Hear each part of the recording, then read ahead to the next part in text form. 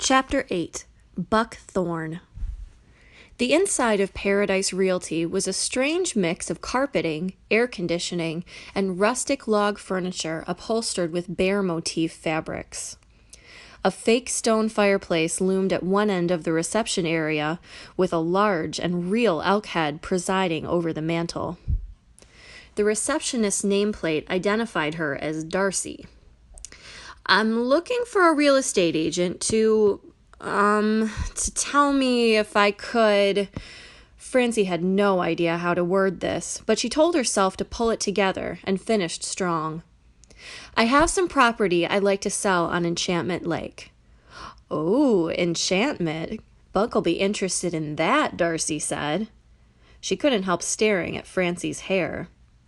"I don't color it, it just grows that way," Francie answered Darcy's unasked question. "Oh, Darcy said. A young man rushed in through a back door, wearing a pair of swim trunks and flip-flops. He dashed through the office, flinging open cupboard doors, rummaging through drawers, and slamming them shut. "Buck?" Francie silently asked Darcy, mouthing the name. Darcy shook her head and mouthed, "Junior." Then she swiveled her chair around to face the sunburned man, whose hair, Francie noticed, was wet. "Looking for loose change again?" Darcy asked astringently.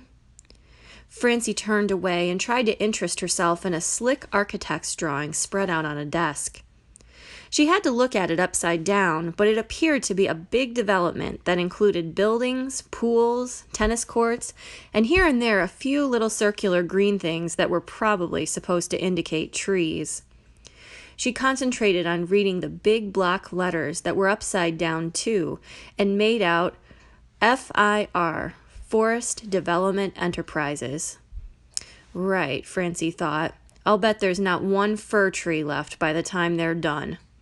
Like Oak Ridge with no oaks, or Birch Grove without birch trees. Seems like everybody wants something other than forest from the forest, she remembered Sandy saying. Darcy spun in her swivel chair, picked up the phone, and after the briefest of conversations, said to Francie, "Buck will meet you out at Enchantment." Buck was a big guy, well over 200 pounds, wearing a Western-style shirt with pearl snaps, brown polyester boot-cut Western-style pants, a belt with an enormous silver buckle, and cowboy boots. The boots were the oddest part of the outfit. As she watched Buck climb the stairs, Astrid wondered aloud if he didn't go ass over tea kettle when he rode in aluminum boats. "Now," Astrid said, "we're going to hide in the closet in the back room where we'll be able to hear." "Hide? Why?" Francie asked. "If Buck knows we're in on this idea, he might get suspicious," Jeanette said as they bustled off to the back room. Buck came in belly first. A toothpick danced around the side of his mouth while he surveyed the inside of the cabin. One mystery solved, this was definitely not the guy they were trying to set her up with. She sincerely hoped. "I hear you're a big detective in New York," was the first thing out of his mouth. She'd gotten used to hearing that statement, so rather than just being embarrassed about it, she watched his reaction to the idea. He smirked and "I'm not afraid of you, little missy," smirk. And yet, before the smirk fully settled in, a brief look of some complexity crossed his face. What did that look indicate? Perhaps if she really were a detective, she would be able to interpret it, as TV detectives seemed able to do. As she pondered this, his face returned to its little missy look. "My aunts have gone to the neighbors for coffee, so we can talk frankly," she told him. "They would like to give this property to me, which is very generous of them, but I would like to sell it because I need the money." What was she supposed to need the money for again? "I need the money now, but is there any way my aunts would be able to stay on?" "Oh, sure," Buck said. He offered to buy the property right away and allow the ladies to stay until they could no longer manage. Life estate, he called it. The price seemed reasonable, and somehow that made her even more suspicious. "Awfully kind of you." Francie choked on the words. She had begun to understand her aunt's suspicions about Buck. A loud crash, followed by a series of small thunks, issued forth from the back room. It sounded like a platter being dropped from a top shelf. Francie remembered that Astrid used to hide cakes and cookies when she and her brother were little so they wouldn't eat them all.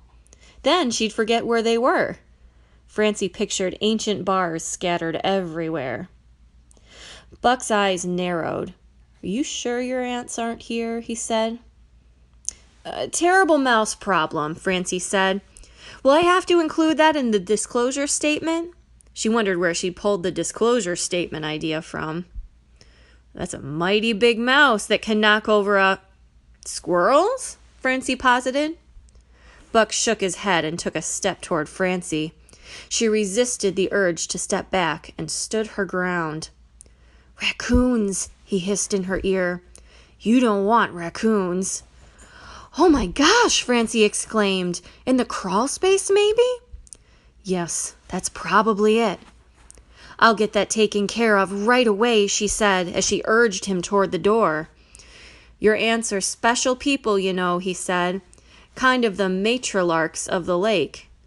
"Matriarchs?" Francie suggested. "Yup," he said.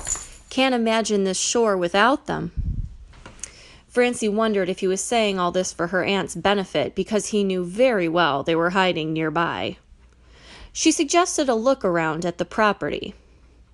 Stepping outside, Buck asked Francie what her aunts intended to do with their undeveloped property, the one on the other side of the Fredericksons. "I believe they intend to leave that to my brother." "Uh-huh," Buck said. "And where is your brother these days?" "I don't really know," Francie said. "Africa? Or maybe South America. Siberia? I can't keep track." "Huh," was Buck's response. "You likely to be speaking with him in the near future?" "I doubt it," she said truthfully. "How would a person get in touch with him?" Buck asked. Francie shrugged. "I don't really know." "So," Buck said, "shall I write up a purchase agreement for this property?" Francie bit her lip, suddenly very nervous about all of this. About everything. She knew she was supposed to say yes to get the ball rolling. That's what her aunts wanted. But she was also afraid. Were her aunts putting themselves in danger on purpose? And what if somehow Francie accidentally really sold the place? She realized she couldn't bear the thought. "Let me think about it," she said. "I'm not sure what to do, but I'll make up my mind before I go back to New York." Buck stuck a long grass stem in his mouth, looked at her sideways, and said, "Back to detectiving?"